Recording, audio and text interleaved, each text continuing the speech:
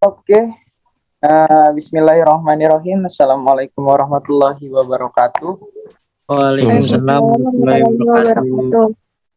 Yang saya hormati dosen pengampu Bapak Dede Sulaiman. Bismillahirrahmanirrahim. Innalhamdalillah nahmadu wa nasta'inuhu wa nastaghfiruhu wa na'udzubillahi min syururi anfusina wa min sayyiati a'malina may yahdihillahu fala mudhillalah wa may yudlil fala hadiyalah. Asyhadu an la ilaha illallah wa asyhadu anna Muhammadan abduhu wa rasuluh alladzi la nabiyya ba'da. Pertama-tama marilah kita panjatkan puji serta syukur kita atas kehadirat Allah Subhanahu wa taala sebagaimana telah memberikan beribu-ribu nikmat, salah satu nikmat iman dan nikmat sehat.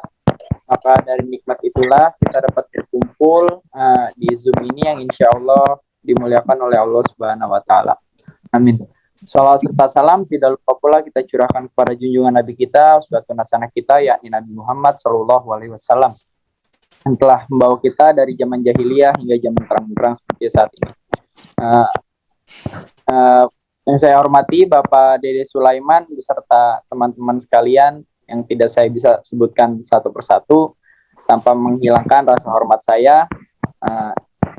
Kami kelompok CSR yang beranggotakan Muhammad Rifki Fauzan, Fajriani, Faradila Wulan, Rahmat Hidayat, dan saya sendiri, Salim Maula Abi Zaifah, ingin membawakan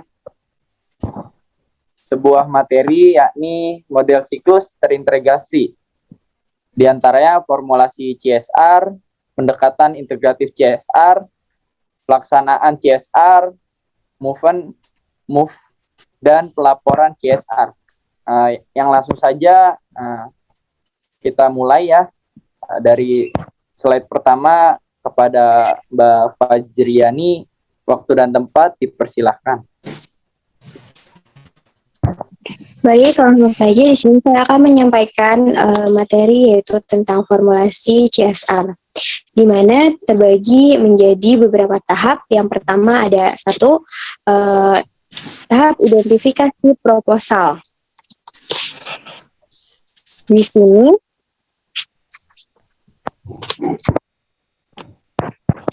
di tahap ini di mana terjadi pengumpulan suatu usulan dari masyarakat, LSM, pemerintah daerah, inisiasi perusahaan, atau kelompok masyarakat lainnya.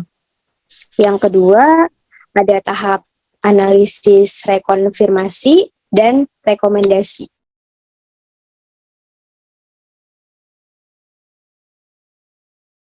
Usulan yang masuk melakukan telaah data, pengecekan lapangan, rekonfirmasi, informasi, dan membuat rekomendasi.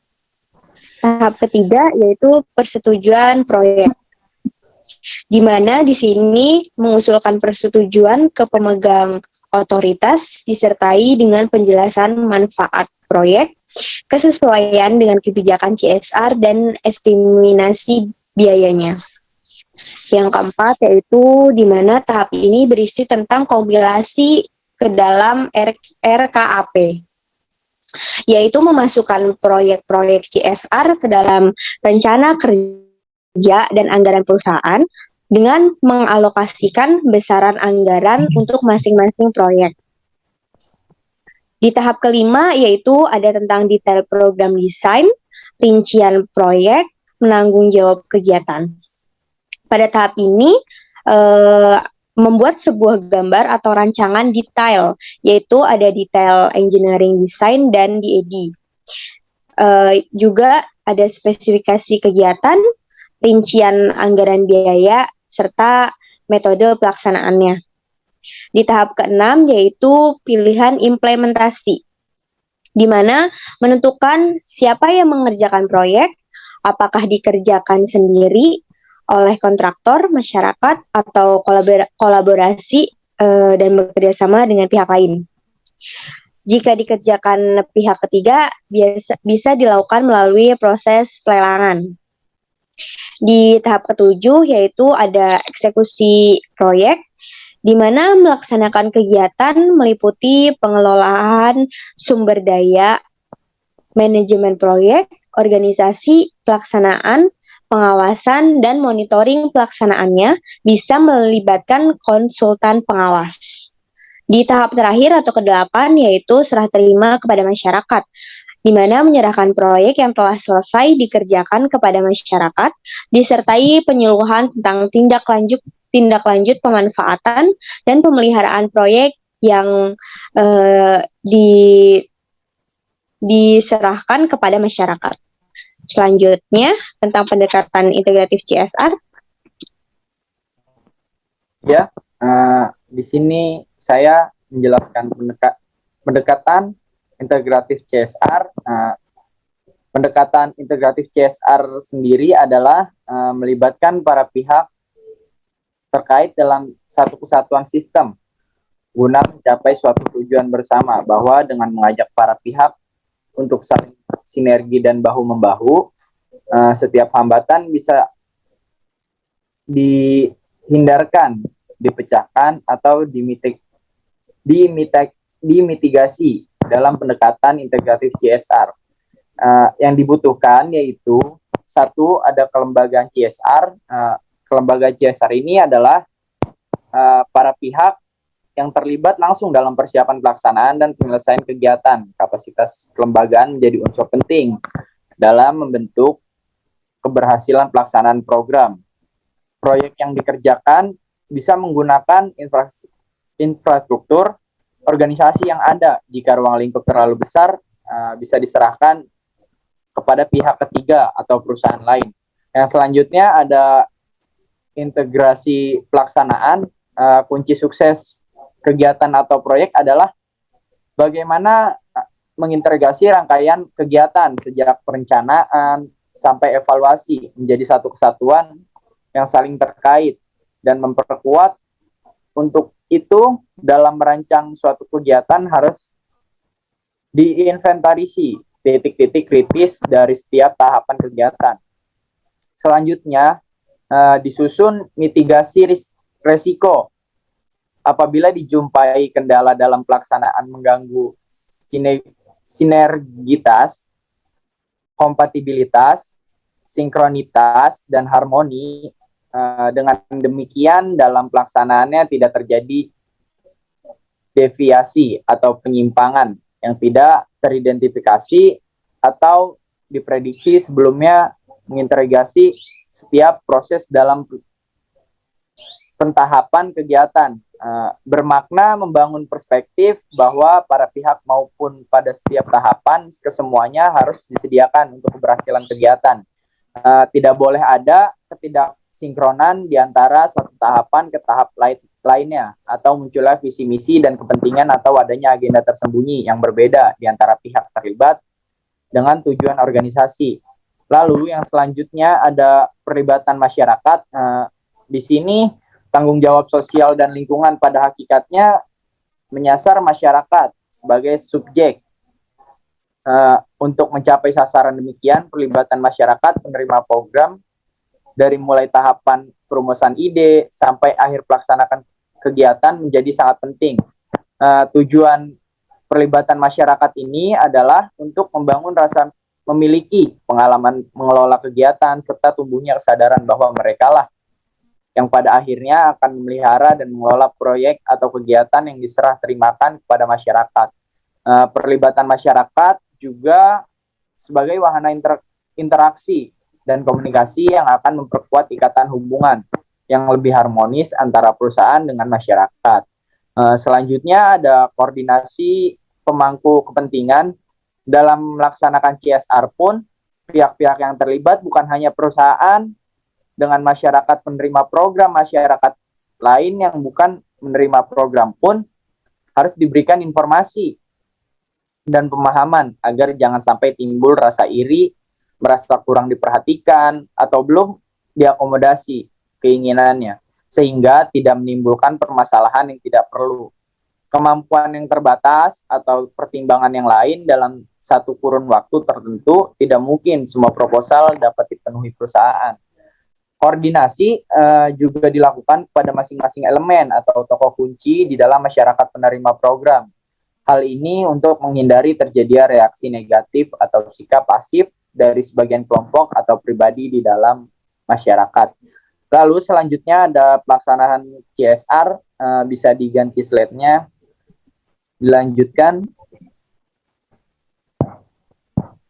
Oke, untuk pelaksanaan CSR, di mana secara garis besar pelaksanaan CSR merupakan menuangkan cetak biru atau formulasi kegiatan menjadi aksi kerja nyata dengan adanya persiapan yang baik, koordinasi, dan pelibatan seluruh kepentingan persiapan akan menjadi lebih mudah.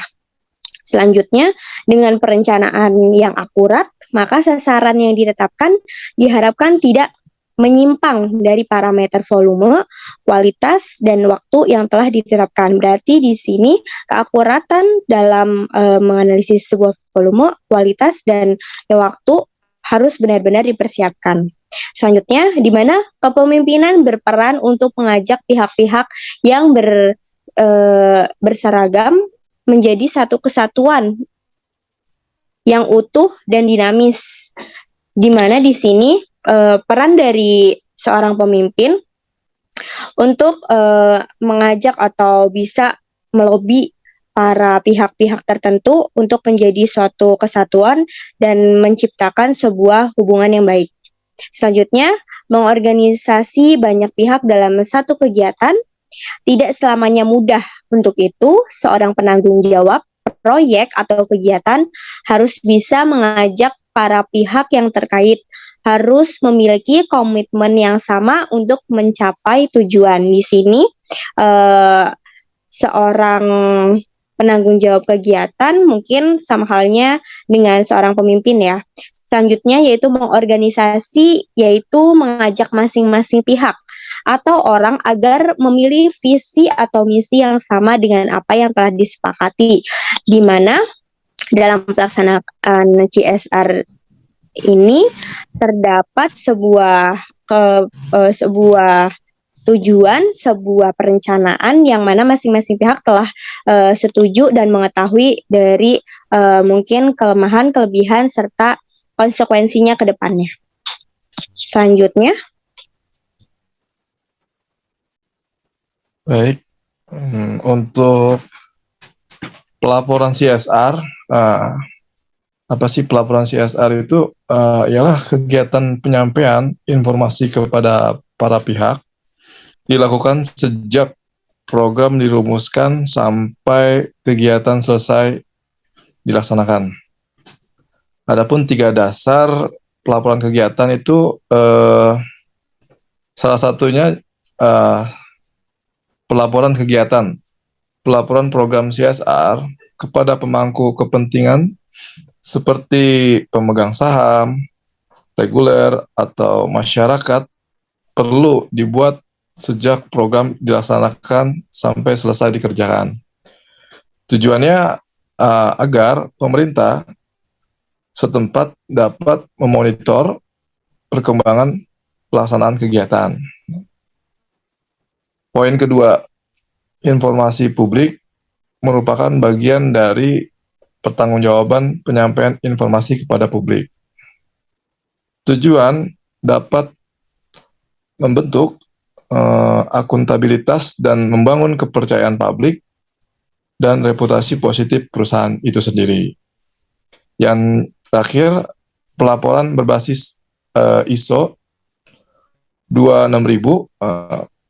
Nah, dijelaskan di sini merupakan model laporan berkelanjutan SR berbasis ISO 26000 merupakan model lengkap dan cakupan yang luas. Bukan semata pelapor praktek CSR sebagaimana yang dipahami dalam Undang-Undang Nomor 19/2003 tentang BUMN dan UU Nomor 40/2007. Mungkin selanjutnya akan dijelaskan oleh Mas Rifki Faujan. Waktu dan tempat dipersilakan.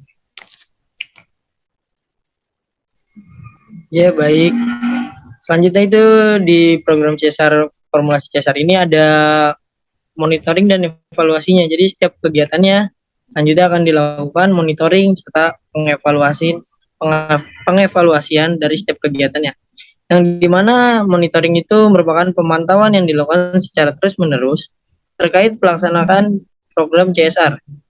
Ya, monitoring dilakukan secara berkala, jadi ada step by stepnya ya.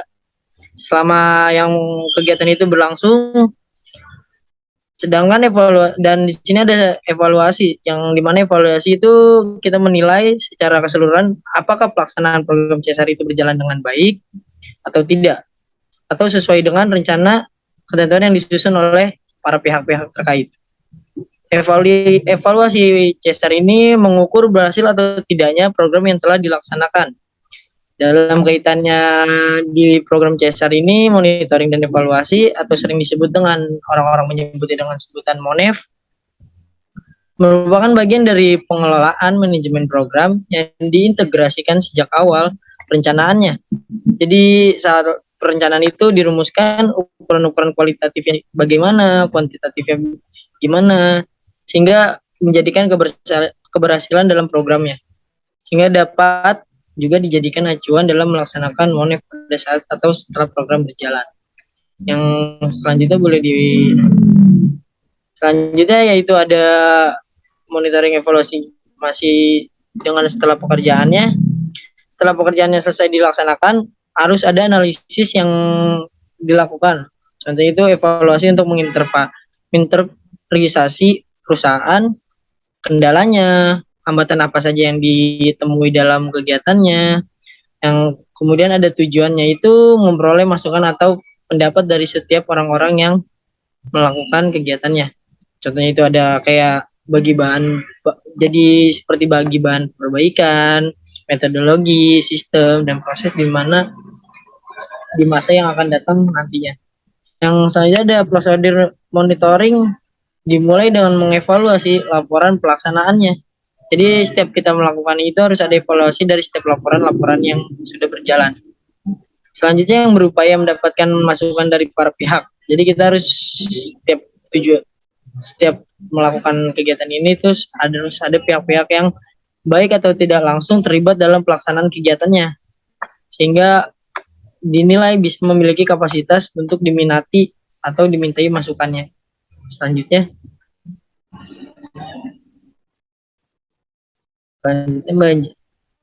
ya, yang terakhir ini saya bisa menjelaskan dari semua ini aktivitas dari monitoring dan aktivitas dari evaluasi.